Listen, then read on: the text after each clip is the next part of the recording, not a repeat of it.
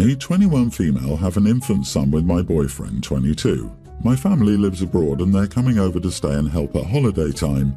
My mother-in-law and father-in-law, 60s, Deborah and Bob, are helping me with household stuff and the baby. So far we haven't had any real issues and they've been a massive help. About 3 weeks ago I fell down the stairs. I wasn't holding the baby and the baby was safe. However, instead of helping me, Deborah and Bob both jumped to comfort the baby, who was crying, and left me at the bottom of the stairs. My legs were fine, but I was wobbly because of shock and asked one of them to help me. After nearly 10 whole minutes of being ignored, I managed to stand up on my own and hobble through to the living room. I sit down and Deborah says, "What happened to you? Are you okay?" I'll admit I saw red.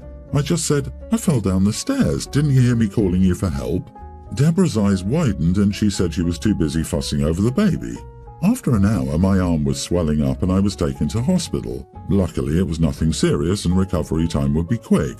After my boyfriend got home and his parents left, I told him I no longer wanted their help after today's events. I can manage on my own, even though it'll be hard. He was taken aback and said they've done a lot for us. I said I appreciated it all, but they ignored me crying and calling them for 10 minutes after I fell down the stairs. They don't care about me, only the baby, and I was embarrassed I didn't see it sooner. He called his parents to let them know we won't need their help anymore, and his dad said, "Is it about today? We didn't hear her." My boyfriend just told them they're invited to Sunday roast this week and that's all. I could tell he was unhappy about my decision, but he said he went along with it because I'm the mother. Fast forward to Sunday, and my brother-in-law and sister-in-law are also guests. Sister-in-law has a toddler and is totally on my side, but brother-in-law is not. He told me to be grateful for his parents' support, as they're significantly more well-off than my parents are, paid for many newborn and infant expenses, and plan to pay for many more as the baby grows. Since then, Deborah keeps calling asking if we need any help and says she feels awful not seeing the both of you and misses the baby. Am I the idiot for not wanting them to help me in my day-to-day life? Edit. Was the baby crying loudly enough that there's a possibility they didn't hear you? No way. The baby stopped crying after 10 seconds and the stairs were about 2 meters from the living room. There is absolutely no way they couldn't have heard me because I screamed as I fell, and my crying and shouting for help were loud. I fell at the top of the stairs and fell all the way down. There wasn't a misstep or a bum shuffle that hurt my pelvic bone. I fully fell down the stairs and cracked the banister. No way they didn't hear. The baby also started crying after the initial smack after I hit the ground. Not the idiot. From what you've described, there's no way they didn't hear you fall. They deliberately chose to ignore you lying there, possibly seriously hurt. And they're lying about it. They didn't help you until you managed to get yourself to a place where they could no longer ignore you. In turn, you cannot ignore behavior like that. You just can't. What if you'd punctured a lung or passed out from a serious concussion? What if you died because they couldn't be bothered to investigate? You're better off without that kind of help. I'm aghast that your husband didn't rip them each a new one. I wonder if sister-in-law had similar interactions with her in-laws, which is why she agrees with OP. If the in-laws are making both OP and sister-in-law outsiders, I could easily see why there's disagreement amongst the sons. If I were OP, I'd talk to sister-in-law, and if they truly didn't hear you, it means they don't hear well enough to be trusted to take care of a baby. They can't be responsible for a small child. You can't hear a body falling down the stairs or an adult woman screaming and then calling for help for 10 minutes. I wouldn't trust them to water a houseplant after that. She misses the baby. That's all she misses, not the baby's incubator. Sorry you found out this way. I'd be damn angry that my husband only supported me because I was the mom. What if you'd broken your damn neck? What if you'd been dead at the bottom of the stairs while they cooed over your baby? Ask him that. Ask him if he'd be angrier if you were gone because of it. He does not have the appropriate level of anger. You are 100% in the right here, and your brother can shove that "you should be grateful" comment up his freaking butt. He'd shut up real fast if it happened to him. 3 years ago, I, female 33, met my partner, Michael, male 42. Michael has a daughter, Emma, now a young teen, who lives with him full-time. I met Michael about 1 year after his divorce when Emma was a tween. Emma's mother lives with her new husband. Emma visits her mom every other Saturday. Emma hates her stepdad and her mom is frustrated, and me. She calls me names and insults me when her dad isn't around. When he is, she ignores me as if I don't exist. I tried spending time with her and doing things to make her feel special, but she laughed and told me to go screw myself. Michael thinks we need to be patient with her since she's a teen still dealing with her parents' divorce. She became very upset and threw a fit when she found out I was pregnant. Now her resentment has worsened. Michael wants us to get married before the baby comes. He hasn't even proposed. Instead, he suggested going to a courthouse and getting married, considering this is his second marriage and I'm pregnant. He thinks this way. Emma won't be upset since there won't be a wedding or anything. He said, "Can you order rings off Etsy or Amazon and then we just get married?" Am I being selfish if I want to have a small wedding? I've been dreaming of my wedding day since I was a little girl. We both work and having a small wedding is entirely within our budget. Edit, I didn't plan to get pregnant and use it to get married. I'm not in a rush to get married since I want to look good for my big day. Not pregnant. It was Michael's suggestion to have a courthouse wedding ASAP. I suggested elopement, but unfortunately we can't find a sitter for Emma for a week. We can't go on honeymoon either. My parents live in Canada. I moved here for Michael. I can move back to my parents, but then I'll lose my job here, but I might have to do that once the baby is here. Michael is civil with his ex. Emma's mother is very respectful to me. Her husband is a very reserved, quiet man. He's incredibly respectful. Emma's mom tried therapy many times with her. She refuses.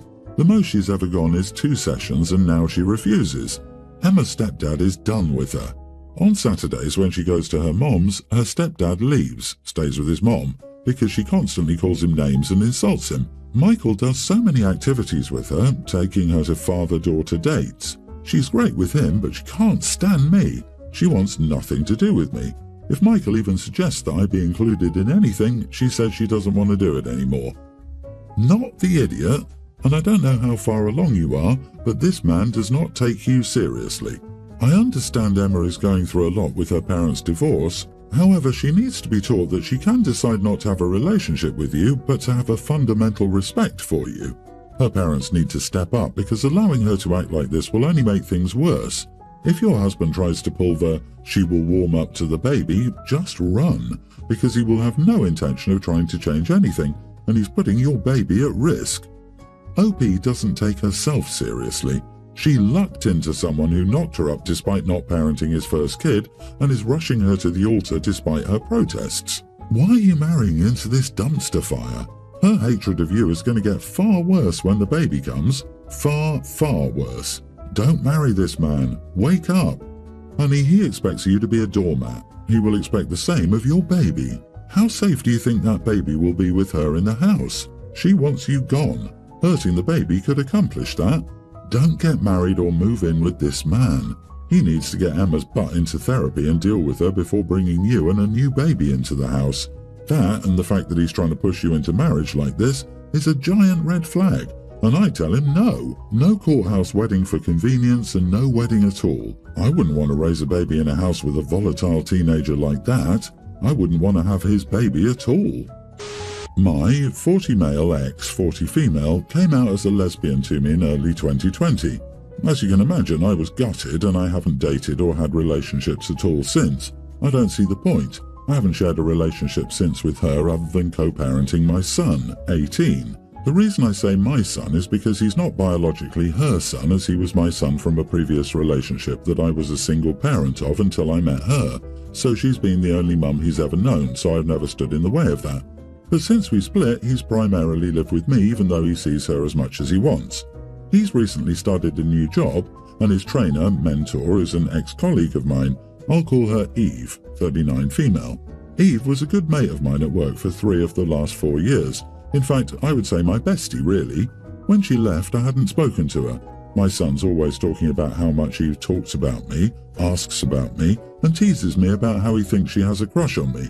I usually just laugh it off. The other day, though, he was excited when he came home from work.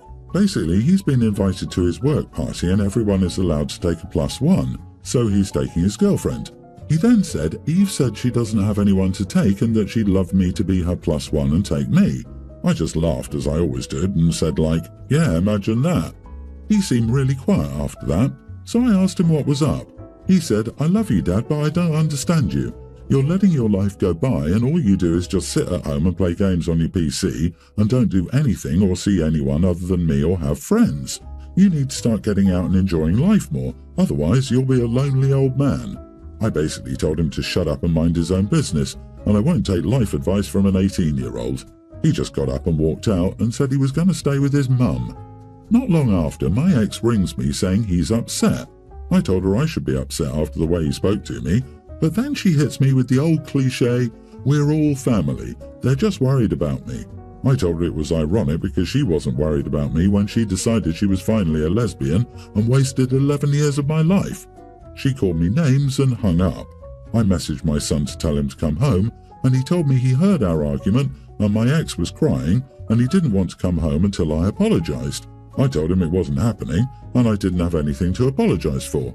I vented to my mom yesterday about it, who usually has my back throughout everything, and she said he has a point because she thinks I should move on too and get a nice girlfriend and that I'd make someone very happy, and she's not said that to me at all since my split. So now here I am venting to complete strangers. LOL. Am I the idiot for not apologizing?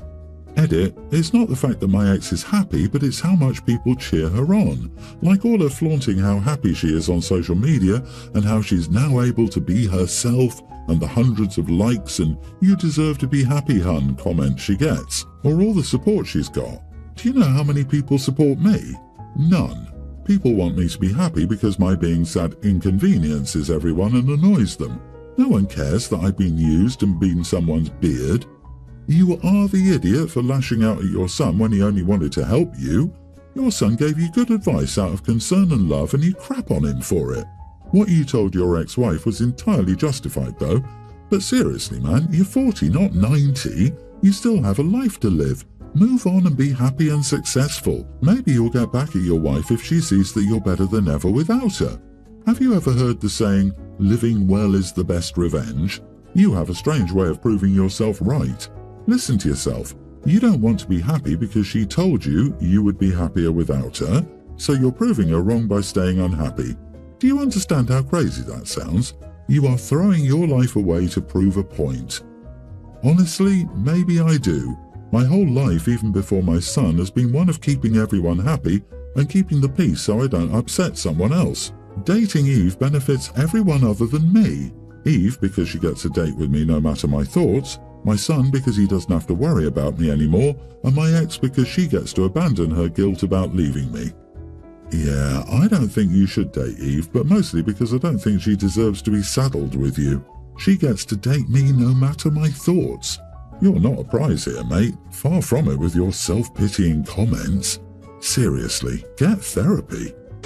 My 38 female ex-boyfriend 46 and I have a son, pre-tween together.